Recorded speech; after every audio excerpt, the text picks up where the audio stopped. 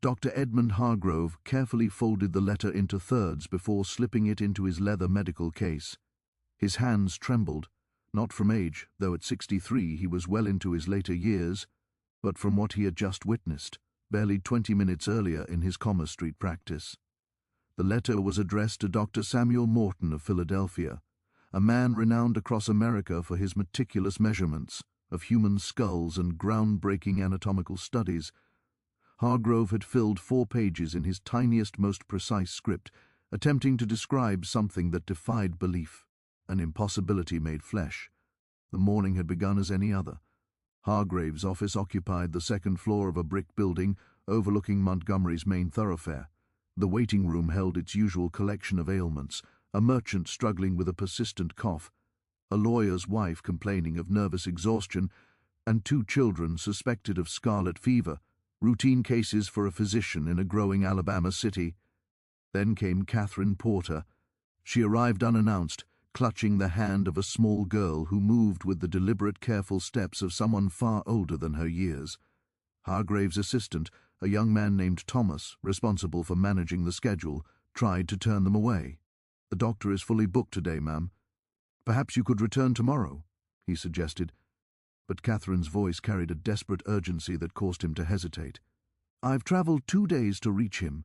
My daughter needs someone who will truly see her, not dismiss what she shows." Thomas glanced toward Dr. Hargrove, who stood in the doorway of his examination room.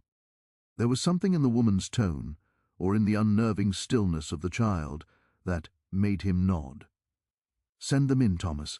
Mr. Whitfield can wait another half-hour," Hargrove said, his curiosity piqued, though unease tightened around his chest.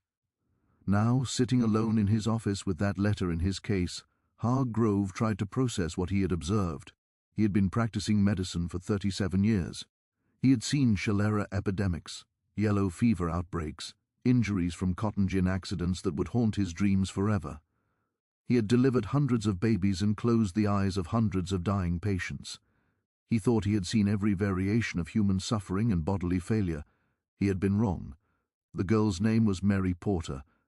According to her mother's testimony, supported by a baptismal certificate from a Methodist church in Montgomery, she had been born on March 17, 1847. That made her 6 years and 4 months old on this July morning in 1853, but the child's body told a different story entirely. Her ove had begun with standard measurements, the kind he performed on every pediatric patient, height 41 in, weight 37 lb. Both measurements fell within the expected range for a 6-year-old girl, but that was where normally ended. The girl's skin had a texture wrong for childhood. When Hargrove pressed gently on her forearm, testing for elasticity, the indentation remained visible for several seconds, a phenomenon called tenting that he typically saw only in patients suffering from severe dehydration or those of advanced age. Mary showed no signs of dehydration. Her hands were what had first caught his attention. The fingers were thin, the joints slightly swollen with what appeared to be early arthritis. The knuckles showed the beginnings of the GNL-ed appearance he associated with elderly patients who had spent decades working with their hands. The skin on her palms had a roughness, a thickness that didn't belong on a child. "When did you first notice these changes in her hands?" Hargrove had asked Catherine when she was 3 months old. Catherine had pulled out a bundle of papers from her bag, sketches, measurements, notes written in an unpracticed hand. "I thought at first it was just dry skin. The winter was harsh that year, but it never went away. It got worse." Hargrove examined the sketches. They showed a progression that defied everything he knew about human development, an infant whose skin texture appeared coarser than it should be, a 1-year-old whose hands already showed signs of aging, a 3-year-old with visible veins prominent beneath thinning skin. He had moved on to examining Mary's face. The bone structure was appropriate for her age, but the skin told a different story. Fine lines had begun to form at the corners of her eyes, crow's feet, the kind that came from decades of squinting in sunlight. Her eyelids had started to droop slightly. The skin beneath her eyes showed a thinning that revealed the fine network of blood vessels beneath. "Mary, can you look at this for me?" Hargrove had held up his pocket watch, the silver surface reflecting the morning light streaming through the examination room window. The girl squinted, leaning forward. "It's blurry. Bring it closer." She held the watch perhaps 6 in from her face before nodding. I can see it now. Declining vision at age 6. Harrov had made a note in his ledger, his handwriting less steady than usual. The examination had continued for nearly 2 hours. He checked her teeth and found wear patterns completely inconsistent with her age. A 6-year-old should have a mix of baby teeth and newly emerging permanent teeth. Mary's mouth showed the grinding wear of someone who had been chewing for decades. Several murs showed the kind of erosion that suggested years of use. Her spine, when he examined it through careful palpation, showed a slight curvature, the beginning of the kind of postural collapse that came from years of gravity's pull. Her shoulders rounded forward slightly. Her neck had lost some of its childhood flexibility. "Does your back hurt, Mary?" he had asked. "Sometimes, especially when I've been standing for a while." "And how long is a while?" "Maybe 10 minutes. A 6-year-old complaining of back pain from standing for 10 minutes. Impossible. And yet, here it was. Harrov had listened to her heart and lungs. The heartbeat seemed strong enough, though perhaps slightly irregular. He counted 3 skipped beats in the span of a minute. Her lungs sounded clear, but her breathing seemed more labored than it should be for a child at rest. He had checked her reflexes next, tapping her knees with a small hammer. The response was sluggish, delayed. Her joints moved with a stiffness that shouldn't exist in someone so young. "Mrs. Porter," he had said, setting down his instruments and turning to face Catherine, "I've examined hundreds of children in my career. I need you to tell me with absolute honesty, is there any possibility that you are mistaken about Mary's age?" Catherine's face had hardened. "I carried her for 9 months. I gave birth to her. I have counted every day of her life since then. I am not mistaken. Doctor, forgive me, but I had to ask, because what I'm observing is," he had struggled for words, "it's unprecedented. Your daughter's body is showing signs of aging that should not appear for decades. The wear on her teeth, the condition of her joints, the texture of her skin, the decline in her vision. These are all markers of aging, Mrs. Porter. Advanced aging, I know." Catherine's voice had been barely above a whisper. "I've watched it happen day by day, month by month. She's getting old, Doctor. My baby is getting old. How fast would you say?" Catherine had looked at her daughter, who sat on the examination table swinging legs that didn't quite reach the floor. I think she ages about 2 years for everyone that passes, maybe more. When she was born, she looked like a normal baby, but by 6 months she looked like a toddler. By her first birthday, she could have passed for 3. Now she looks 10 or 11. Harrov had finished, yes. He had walked to the window, staring out at Commerce Street below. A wagon loaded with cotton bales rumbled past. A woman in a blue dress crossed the street holding the hands of 2 small children. Normal life, proceeding as it always did, while in his examination room sat a child whose body was betraying every natural law. "Mrs. Porter, I need to ask you some questions about your family history. Has anyone in your family or your husband's family ever shown anything similar to this? My husband died before Mary was born. Riverboat accident on the Alabama River. And no one in either of our families has ever had anything like this. I've asked my mother, my aunts, everyone. They all say the same thing. They've never heard of such a condition. Have you brought Mary to other physicians for?" Catherine had ticked them off on her finge. "RS. Dr. Simmons here in Montgomery said I was confused about her age and that she was simply small for her years. Dr. Wallace examined her hands and suggested rheumatism, but couldn't explain why a child would have it. Dr. Perth and Selma told me it was God's punishment for some unnamed sin, and Dr. Whitaker—" She had paused. "Dr. Whitaker was honest. He said he'd never seen anything like it and had no idea what to do. And what did you hope I could do? You studied in Edinburgh? Thomas told me that while I was waiting. You trained at one of the finest medical schools in the world. I hoped. Maybe you'd seen something like this before or read about it in your studies." Harrov had turned back from the window. "I haven't. In all my years of study and practice, I have never encountered anything remotely similar. But what, Doctor? But I know physicians who might have men who specialize in unusual conditions, who collect case studies from around the world. If you'll allow me, I'd like to write to them, describe Mary's case, see if anyone has observed something similar." Catherine had nodded eagerly. "Yes, please. Anything that might help her.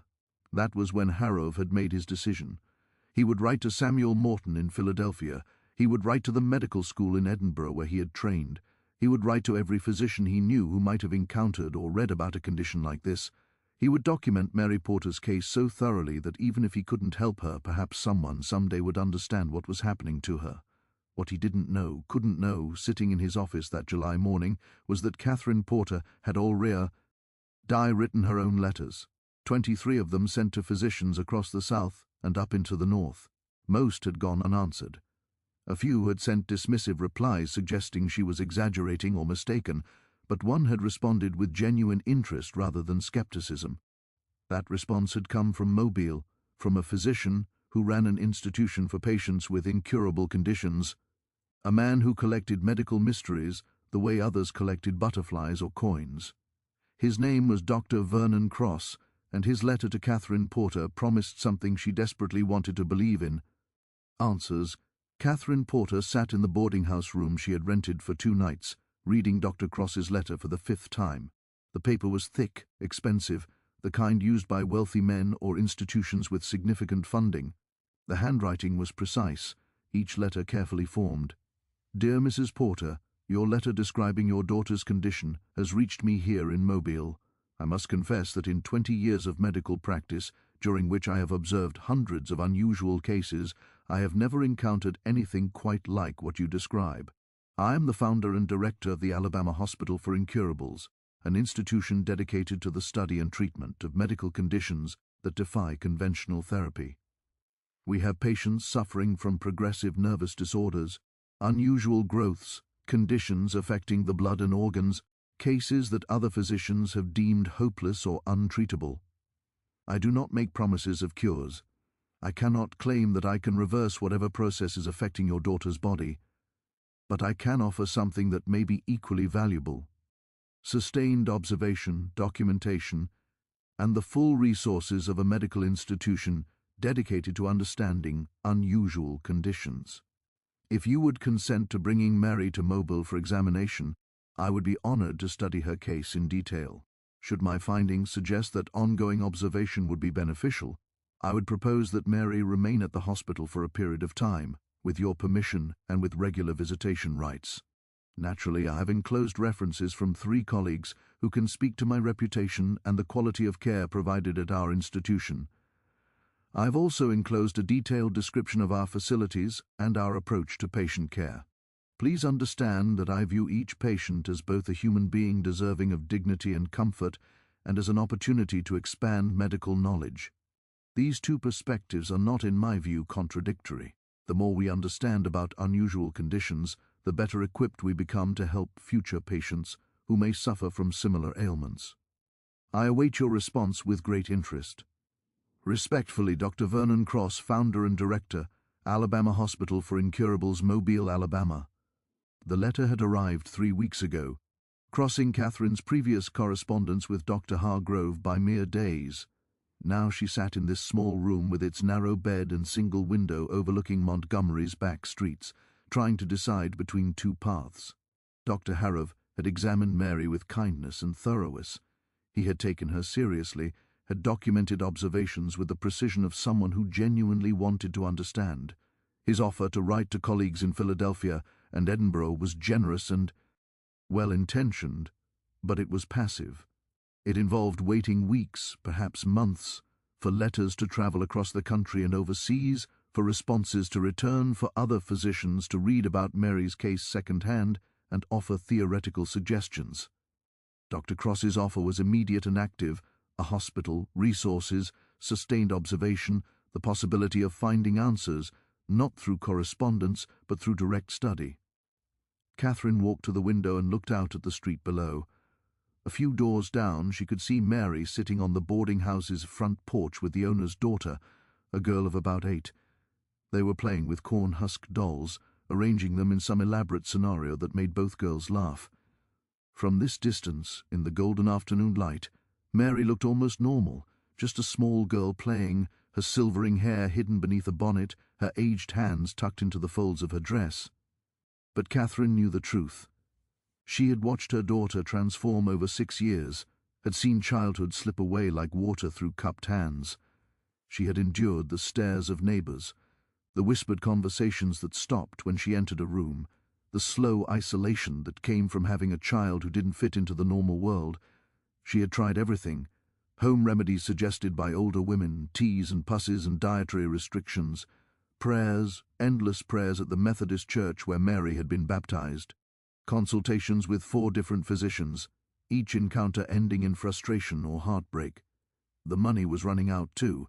Catherine's work as a seamstress brought in enough to support them modestly.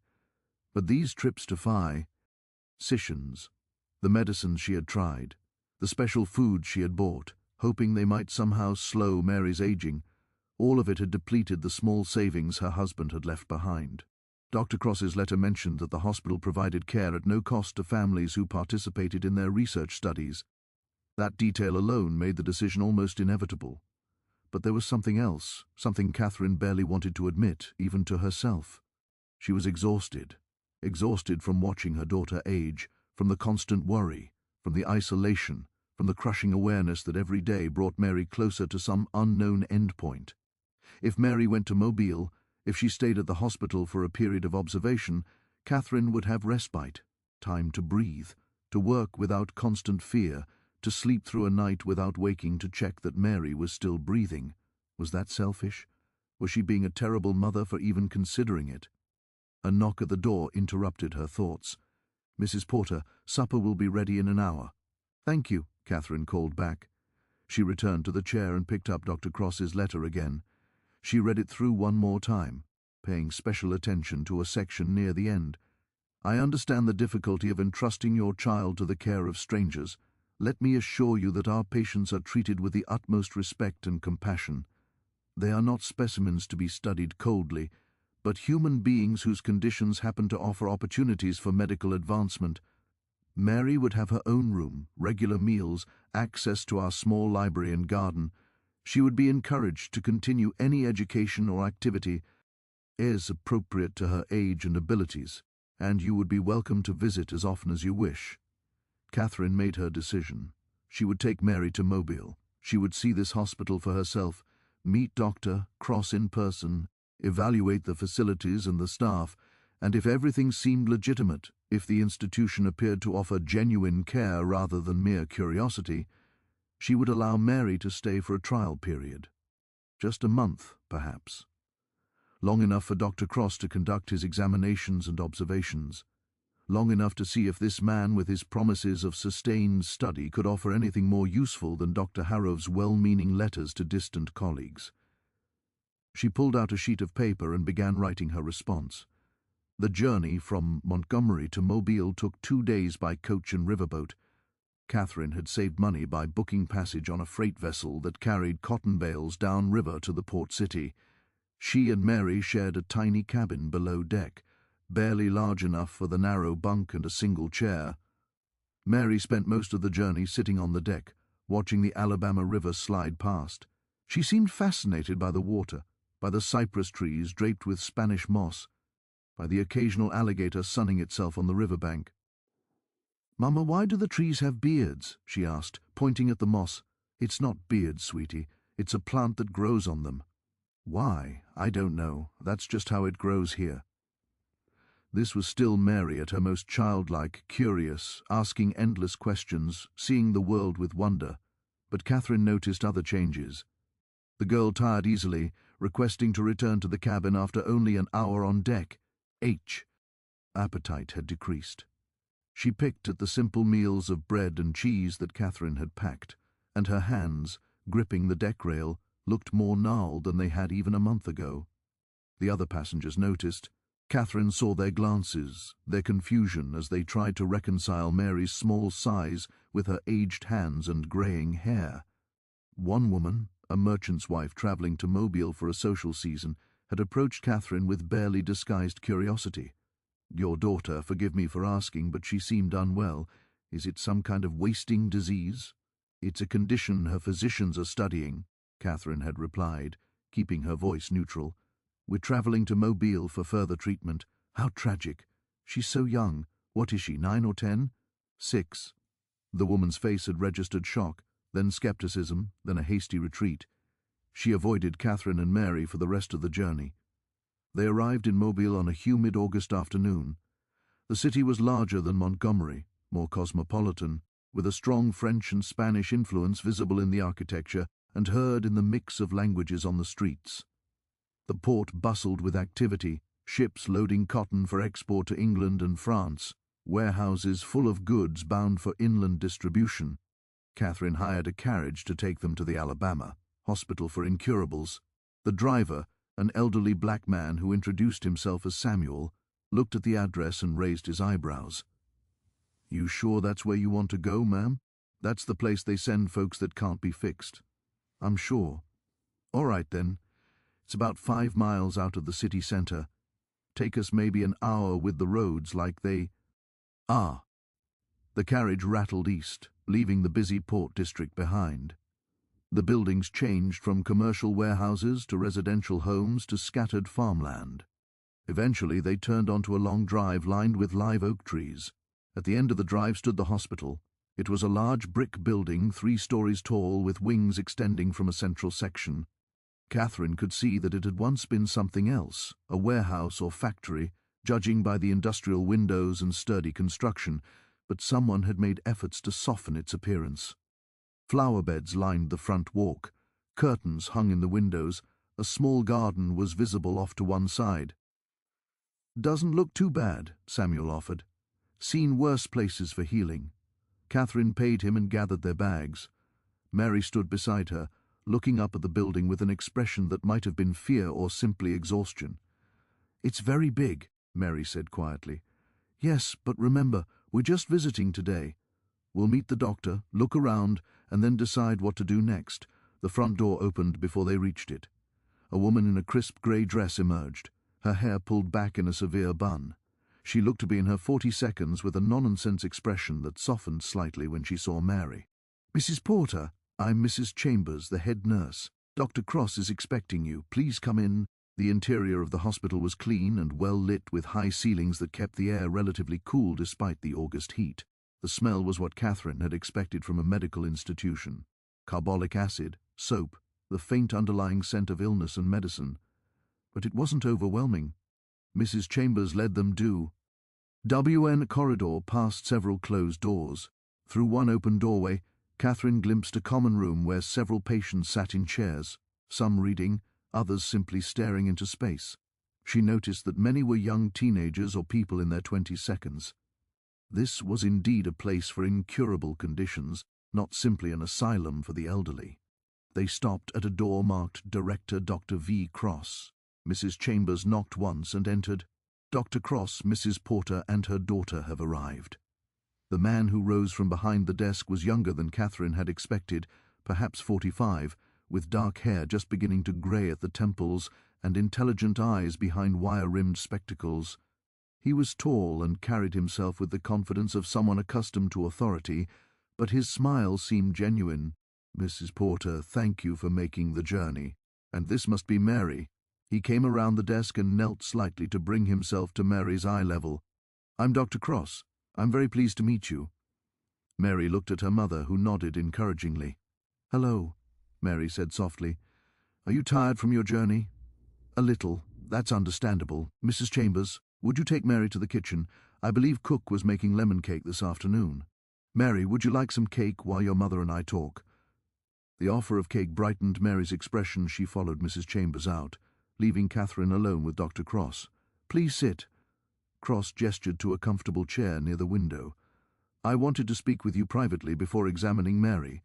I find it's easier to discuss difficult topics when children aren't present." Catherine settled into the chair. "Your letter said you've never seen a case like Mary's." "That's correct, but I've read about similar cases. Rare reports from Europe mostly. There was a case in France 20 years ago, a boy who aged rapidly. He died at 11. And I've come across references to other cases scattered through medical literature, though none were studied in detail." "Mary's going to die young." Catherine said it as a statement, not a question. Cross's expression became somber. "I don't know. The progression of her condition may slow, may stabilize, or it may continue at its current rate. Without understanding the cause, I cannot predict the outcome." "But you want to try to understand it?" Yes, very much. Mrs. Porter, I won't pretend this is purely altruistic. Your daughter's case is unique. If I can document it properly, study the progression, perhaps identify the underlying mechanism, that information could be invaluable to medical science. It could help other families who might face similar conditions in the future, and if you can't help Mary herself— Cross was quiet for a moment. Then at least we'll have tried, at least we'll have looked for answers rather than simply accepting mystery. Catherine appreciated his honesty. Many physicians would have offered false hope, vague promises of potential cures. Cross was being direct about his limitations and his motivations. If Mary stays here, how often can I visit? As often as you wish. We encourage family involvement. Some patients receive visitors daily, others weekly or monthly depending on family circumstances and distance. What would her days be like? We maintain a schedule, morning examination and any necessary treatments. Mid-M morning is typically rest or quiet activity, reading, handwork, that sort of thing. Noon meal, afternoon education. We have a teacher who works with our younger patients. Evening meal, free time before bed. We try to maintain as normal a routine as possible, and the other patients will Mary be safe around them? Our patients suffer from various incurable conditions, but none are dangerous. Some have progressive nervous disorders. Some have unusual growths or deformities. Some have conditions affecting their blood or organs. There are people who cannot be helped by conventional medicine, Mrs. Porter. They're not criminals or lunatics. Catherine felt embarrassed by the question, but she had to ask. And the cost for families who participate in our research studies? There is no cost. The hospital is funded by private donations and endowments. In exchange for free care, families consent to detailed documentation of their loved one's condition and participation in appropriate research activities. Research activities, examinations, measurements, observations. For Mary's case specifically, I would want to document her physical development over time, take regular photographs, measure various aspects of her physiology. Nothing painful or invasive beyond standard medical examination. Catherine looked out the window at the hospital grounds. She could see Mary in the distance, walking in the small garden with Mrs. Chambers eating what must be a piece of that lemon cake. Can I see where she would stay? Her room. Of course, Dr. Cross led Catherine through the hospital, maintaining a steady narration as they walked. The building had been designed, he explained, with the specific needs of long-term patients in mind. Large windows provided natural light and fresh air. The rooms were private or semi-private, not the large wards common in charity hospitals. There was a library on the second floor with books donated by wealthy families in Mobile. The garden she had seen from the window was tended by patients who were physically able to work. We believe that maintaining dignity and routine is essential, Cross explained. Many of our patients will be with us for years, perhaps for the remainder of their lives. We want those lives to have quality, not just medical supervision. They climbed stairs to the second floor. This wing held the private rooms for younger patients. Cross opened a door to show Catherine an empty room, small but comfortable, with a bed, a dresser, a chair by the window, and a small writing desk. This would be Mary's room if you decide she should stay. It gets morning sunlight, which I find cheers the spirits, and it's close to the nurse's station, so someone would always be nearby if she needed assistance. Catherine walked to the window. From here she could see the grounds stretching behind the hospital. More gardens, a small orchard, a path that wound through trees. It's nicer than I expected, she admitted. What did you expect? Something more institutional, cold. I visited those places, asylums and charity hospitals where patients are warehoused like cargo. I designed this facility specifically to be different. These people have enough to bear with their conditions. They shouldn't have to bear poor treatment on top of it. They continued the tour. Cross showed her the common rooms, the dining hall where patients took their meals together if they were able, the examination room, where daily assessments were conducted. He introduced her to 3 other physicians on staff. Dr. William Stanhope, who specialized in diseases of the blood, Dr. James Littleton, whose focus was nervous disorders, and Dr. Margaret Hriss, the only woman physician Catherine had ever met. Dr. Hendris oversees care for our female patients, Cross explained. She trained in Philadelphia and has particular expertise in women's health issues. Dr. Hendris shook Catherine's hand with a firm grip. I've read Dr. Cross's notes on your daughter. A remarkable case. I would very much like to examine her with your permission.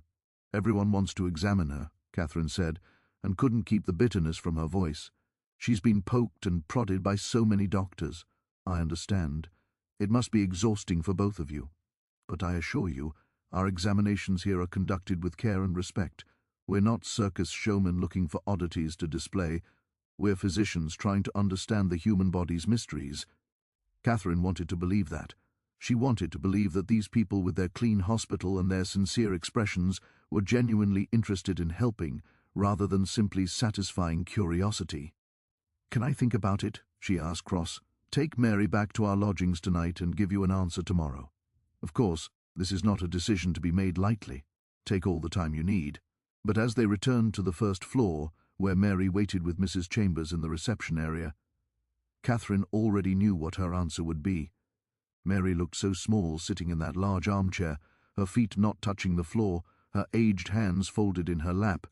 She looked up when Catherine entered, and her face broke into a smile, a child's smile despite everything else. Mama, they have so many books here. Mrs. Chambers said I could read any of them I wanted. That's nice, sweetheart. And there's a girl my age. Well, sort of. Her name is Anne. She has something wrong with her legs, but she's very nice. We talked about dolls. Catherine felt tears prick her eyes. When was the last time Mary had played with another child? When was the last time she had made a friend in Montgomery? Other children either stared or avoided her. Their parents discouraged association, afraid that whatever Mary had might be contagious or cursed. Here at this hospital for the incurable, Mary had spent one afternoon and already found another child to talk to, already felt comfortable enough to ask about books and smile about lemon cake. Dr. Cross, Catherine heard herself say, if I agreed to leave Mary here for a month, just a month to start, could I stay in Mobile, visit her every day? You could stay on the grounds if you wished. We have a small guest house for visiting families, or we could help you find lodgings in the city. Either way, daily visits would be entirely acceptable. Catherine looked at her daughter. Mary was 6 years old. She deserved care, attention, the possibility of answers. She deserved a place where other children didn't stare, where physicians looked at her condition with interest rather than discomfort or horror. Then yes, Catherine said. I'll bring her back tomorrow with her things. We'll try 1 month and see how it goes. Cross nodded gravely. I'll have Mrs. Chambers prepare the room. And Mrs. Porter, thank you for trusting us with your door. I promise we will do everything in our power to understand her condition and provide her with comfort. As Catherine and Mary rode back into Mobile that evening, in a carriage Cross had arranged for them, Mary leaned against her mother's shoulder. Are you going to leave me there? She asked quietly. Catherine's throat tightened. Catherine remained at the graveside long after everyone else had left. Cross waited at a respectful distance, ready to offer support if needed, but not intruding on her grief. Finally, she stood and walked to where he waited. Thank you for bringing her home, she said. It was the least I could do. And thank you for trying to understand. I know you couldn't save her, no one could, but you tried to make sense of it, and that means something. Cross had prepared a speech about medical advancement and the value of research, but faced with Catherine's raw grief, the words died in his throat. Instead, he said simply, she was a remarkable child. I'm honored to have known her. Catherine nodded.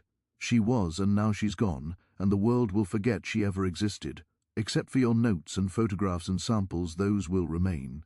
They will, and perhaps someday they'll help someone else.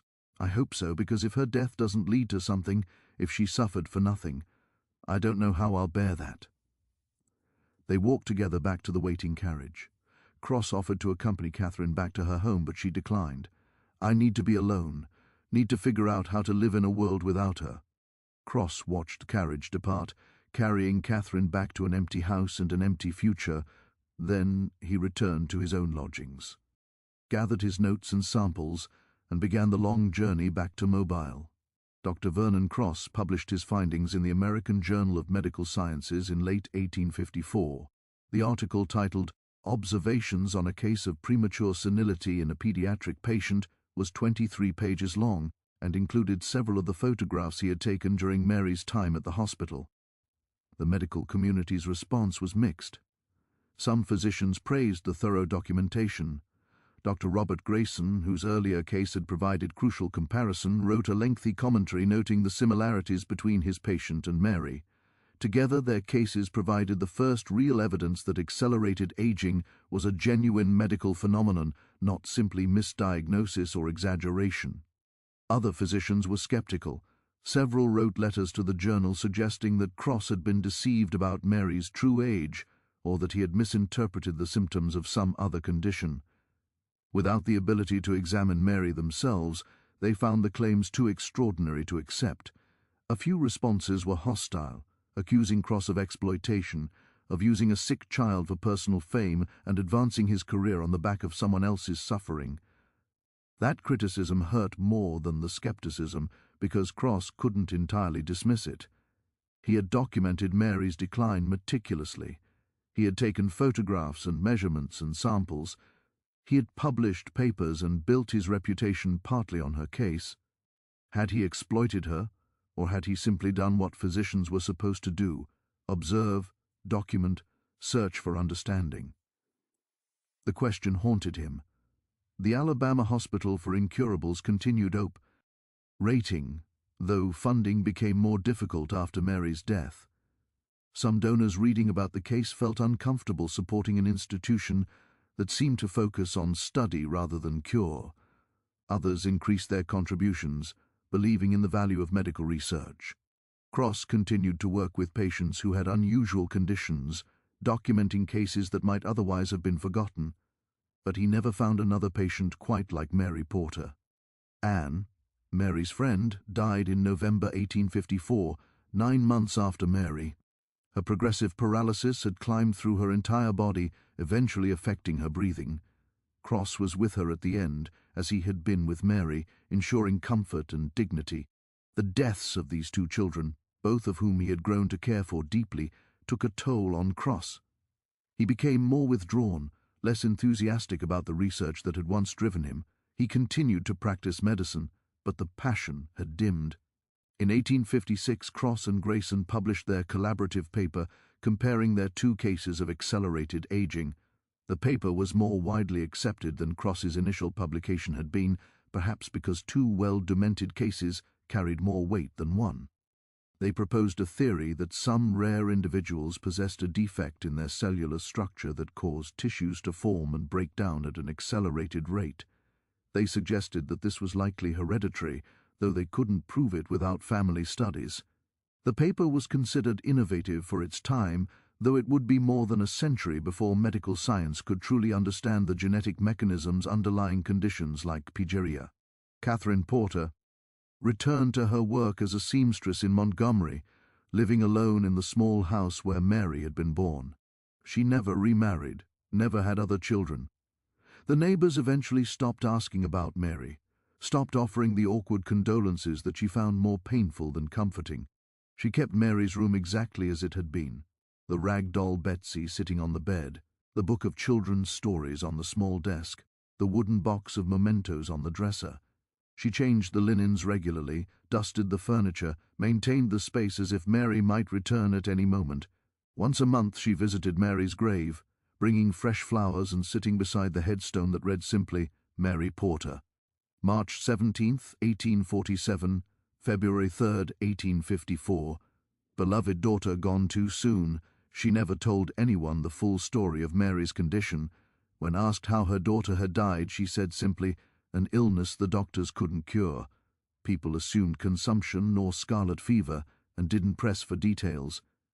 Dr. Cross wrote to her occasionally, updating her on his research and asking about her well-being. She responded politely but briefly.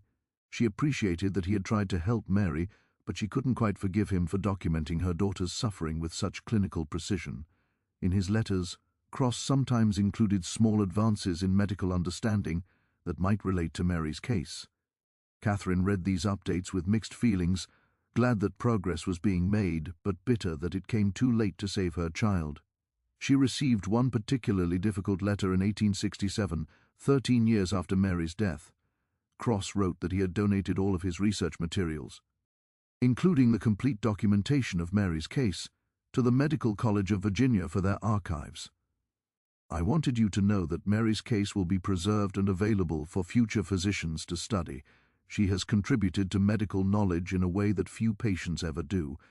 I hope that provides some small comfort. Catherine read the letter twice, then placed it with the others in a box she kept in her closet. Comfort? No, it didn't provide comfort, but it did provide something, a sense that Mary's brief life had meaning beyond the grief it had left behind. She wrote back, "Dr. Cross, thank you for informing me about the donation of your research materials. I have mixed feelings about Mary's case being studied by people who never knew her, who will see only the medical details and not the child she was. But I understand why you've done this. You believe it might help someone someday. I choose to believe that too, because the alternative that she suffered for no purpose is unbearable. Please ensure that whoever studies those materials understands that Mary was more than a medical curiosity. She was a little girl who loved stories and lemon cake. She was brave and kind and asked endless questions about the world. She deserved to grow up and have a full life. That is what was taken from her, and that is what I will never stop grieving. Catherine Porter." It was the last letter she ever sent to Cross. Dr. Vernon Cross continued his work at the Alabama Hospital for Incurables until 1858, when declining funding forced the institution to close. The patients were transferred to other facilities or returned to their families. Cross returned to general practice in Mobile, treating routine ailments and trying to find satisfaction in helping patients he could actually cure. But Mary Porter haunted him. He kept detailed journals separate from his medical records, personal reflections on his cases, his failures, his ethical struggles. The entries about Mary grew longer and more introspective as the years passed. September 1867, 13 years since Mary's death. I dreamed of her again last night, not as she was at the end, but as she appeared when her mother first brought her to me. A small girl with hands that told a story her face had not yet revealed. In the dream she asks me why I couldn't save her. I tell her I tried, that I documented everything, that I searched for answers. She looks at me with those ancient eyes trapped in a child's face and says, "You watched me die, doctor. That's all you did. You watched." I wake from these dreams with the weight of that accusation pressing on my chest. Because she's right, isn't she? I watched, I measured and photographed, and documented. I turned her suffering into data, her tragedy into scientific curiosity. I tell myself that documentation matters, that understanding comes from careful observation, that someone someday might benefit from the knowledge we gained from Mary's case. But late at night, when sleep won't come, I wonder if those justifications are just comfortable lies we tell ourselves. Catherine Porter understood this. In her letters, in her eyes during those final weeks, I saw the knowledge that I was using her daughter, not cruelly, not deliberately, but using her nonetheless, making Mary's body into a text to be read, her condition into a puzzle to be solved. Was I wrong to do so? I still don't know. Medicine advances through observation. We learn from patients who suffer conditions we don't understand. Without that study, we'd still be practicing medieval bloodletting and superstitious ritual. But Mary was 6 years old. She deserved to be a child, not a case study, and I took that from her even as I tried to help her if I could go back. Would I do anything differently? I tell myself yes. I tell myself I would focus less on documentation and more on comfort, less on measurements and more on mercy. But I'm not certain that's true. The drive to understand, to know, to pierce the veil of mystery. It's stronger than compassion, sometimes stronger than wisdom. God forgive me, but I would probably do the same thing again. Cross never found another patient like Mary. He read medical journals avidly, searching for reports of similar cases. A few appeared over the decades, rare instances of children who seemed to age rapidly, though never documented as thoroughly as Mary had been. Each time he read about such a case, he felt a mixture of vindication and grief. Vindication, because it confirmed that Mary's condition had been real, not misdiagnosis or exaggeration. Grief, because it meant other children, other families were experiencing the same tragedy. He wrote to physicians reporting these cases, offering his observations and suggesting documentation protocols. Some responded gratefully, others ignored him.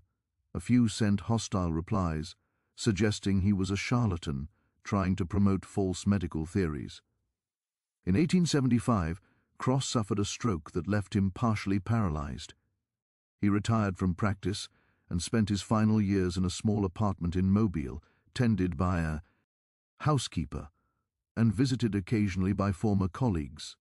During these years he organized all his notes and correspondence, creating a comprehensive archive of his work. The Mary Porter case occupied an entire trunk: ledgers, photographs, letters, tissue samples, sketches, published papers, and his personal journals. He arranged for everything to be donated to the Medical College of Virginia upon his death, adding one final document. To whoever reads these materials, the case documented here represents the most thorough observation of accelerated aging ever recorded in medical literature as of 1879. I spent 6 months observing Mary Porter's decline from childhood into old age, documenting every detail I could measure or photograph. I want you to understand something as you study these materials. Mary was not just a medical curiosity. She was a child who loved her mother, who made friends, who asked questions and told jokes and cried when she was scared. She experienced more physical suffering in 6 years than most humans endure in a lifetime. I tried to help her. I failed. All I could do was watch and document, hoping that someday someone would understand what I could not. If you are reading this, perhaps that someday has arrived. Perhaps medical science has advanced to the point where conditions like Mary's can be treated or prevented, or at least fully understood. If so, then maybe her suffering was not entirely in vain. Maybe the knowledge gained from her case has helped others. That possibility is the only comfort I have found in the 35 years since her death. But understand this: documentation is not enough. Observation is not enough. We must also remember the humanity why of our patients, especially those who cannot be cured. Mary deserved more than to be a medical specimen. She deserved to live. That she could not live a full life is the tragedy that we learn from her shortened life is the only redemption. Dr. Vernon Cross, May 1879. Cross died 3 weeks after writing that statement on May 28, 1879. He was 71 years old, far older than Mary Porter would ever be, despite the decades her body had simulated. The materials on Mary Porter's case remained in the Medical College of Virginia archives for decades, occasionally consulted by researchers, but never fully published or widely disseminated. The photographs in particular were considered too disturbing for general medical education. In 1923, a medical historian named Dr. Patricia Hennessy came across the case while researching 19th-century medical documentation practices. She was struck by the thoroughness of Cross's observations and the ethical complexities they raised. Hennessy spent 2 years researching the real identities behind Cross's patient M. She tracked down death records, census data, church baptismal records, and property documents. Eventually, she confirmed what she had suspected. Patient M was Mary Porter of Montgomery, Alabama, born 1847, died 1854. She also located records of Catherine Porter, who had died in 1889 at age 64, never having recovered from the loss of her only child. Hennessy's research paper, The Ethics of Medical Documentation, The Case of Mary Porter and Accelerated Aging, was published in 1925 in the Journal of Medical History. The paper analyzed both the medical aspects of the case and the ethical questions it raised about patient consent research on children and the balance between medical advancement and patient welfare. The paper reignited interest in the case. Medical schools began using Mary Porter as a teaching example, not just for the physical condition she exhibited, but for the ethical dilemmas her case presented. At what point does the pursuit of knowledge become exploitation? Who benefits from documenting suffering if no treatment exists? What do physicians owe to patients who cannot be cured? How do we balance the needs of individual patients against the potential benefits to future patients from research? These questions, which Dr. Cross had grappled with in his private journals, became part of medical ethics education. The photographs of Mary Porter became particularly controversial. Some medical educators argued they should be shown to students as evidence of a rare condition. Others felt that displaying images of a child suffering was exploitative and disrespectful, especially when the child could not have consented to such use. In 1947, Dr. Leonard Halick discovered that human cells have a limited capacity for division, approximately 50 times before reaching what became known as the Halick limit. This discovery revolutionized understanding of aging at the cellular level. Researchers studying progeria and other accelerated aging syndromes looked back at historical cases, including Mary Porter's, to see if they fit the new understanding of cellular aging.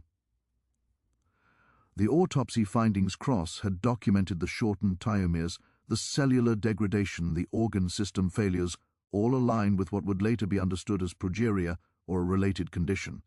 Modern genetic analysis, if it could be performed on the tissue samples Cross had preserved, would likely reveal a mutation affecting the LMNA gene, which produces lipoprotein.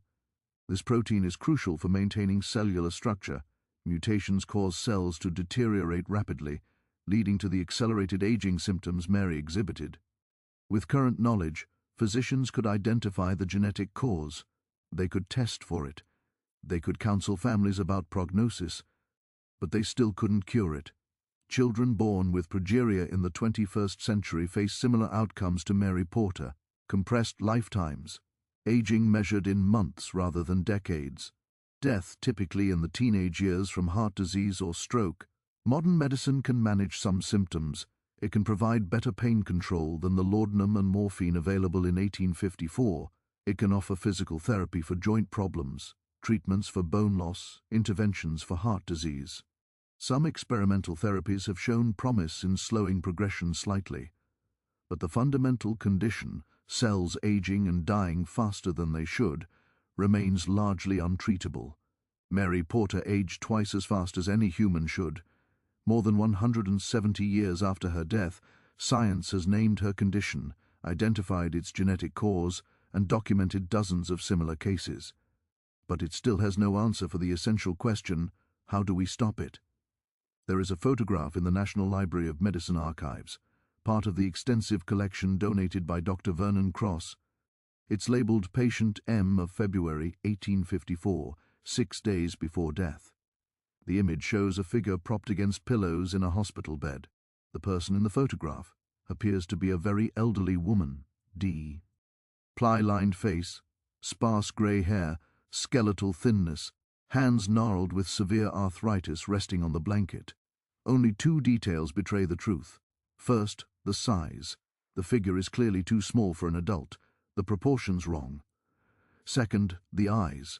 They hold a quality that doesn't match the aged face, a confusion and fear that seems too raw, too childlike for someone who had supposedly lived many decades, written on the back of the photograph in Dr. Cross's careful script. Mary Porter, age 6 years 10 months, died February 3, 1854, premature senility of unknown etiology. I could not save her. Thousands of medical students have studied this photograph over the decades. They analyze the visible symptoms of accelerated aging. They discuss the ethical implications of Cross's research. They debate what they would have done in his place.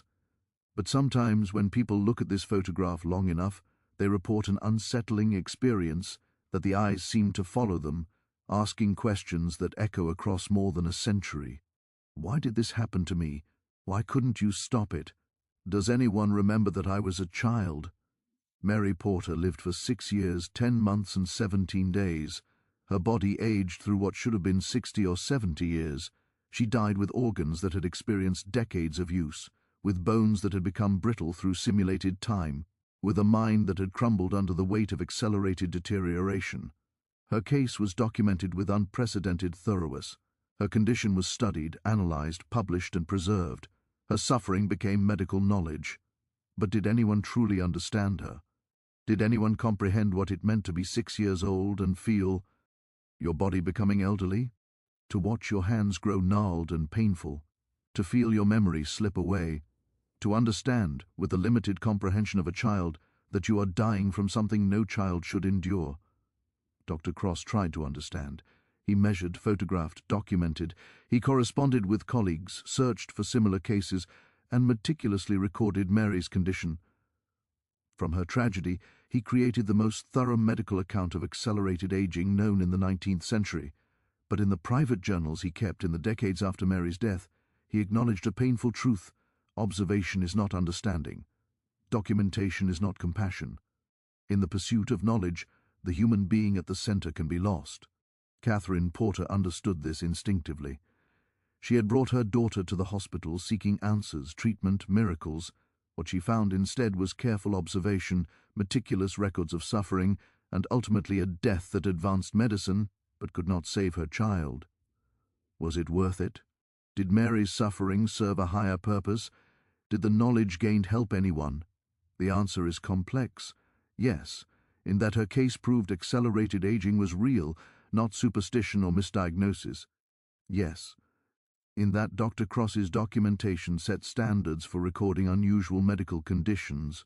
Yes, in that her case contributed to the understanding of cellular aging and genetic disorders. No, in that no child was ever saved because of what was learned from Mary. No, in that no treatment emerged, no cure was found. Other children continued to be born with similar conditions, continued to age too fast, continued to die young, now with better rec. Odds of why? Perhaps the true legacy of Mary Porter is ethical, not medical. Her story, and Dr. Cross's conflicted documentation of it, forces us to ask uncomfortable questions. What do we owe to patients we cannot cure? How do we balance the hope of future understanding against present suffering? When does documentation become exploitation? How do we remember the humanity of patients who become case studies? These questions remain urgent more than 170 years after Mary's death. They echo through modern medical research, rare disease studies, and every decision to document suffering in the hope of preventing it in the future. Mary Porter was real.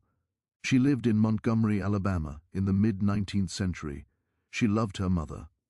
She played with her rag doll, Betsy. She made a friend named Anne. She ate lemon cake in the hospital garden. She died with the body of an old woman and the soul of a 6-year-old child. She was not just a case study, not just a medical curiosity, not just data. She was a child who deserved better than to age twice as fast as nature intended. And now, even with full understanding of the genetic mutations, cellular mechanisms, and biochemical processes behind her condition, the fundamental tragedy remains. We could not stop it then. We still cannot stop it now. Mary Porter, the girl who aged twice as fast, has been dead for over a century and a half. But the question in her terrified, confused eyes, captured in faded photographs, still lingers. Why? Science has given us partial answers: genetics, cellular biology, molecular mechanisms. We can describe the process in detail, but we still cannot answer the question that truly mattered to a 6-year-old dying of old age. Why me? Why did this happen to me? Why must I suffer this way? Some questions, it seems, lie beyond the reach of science. Some mysteries persist, not because we have not looked hard enough, but because no amount of looking can provide the answer. Mary Porter aged twice as fast as any human should. Science documented it, studied it, catalogued it. But science could not answer the one question that mattered most.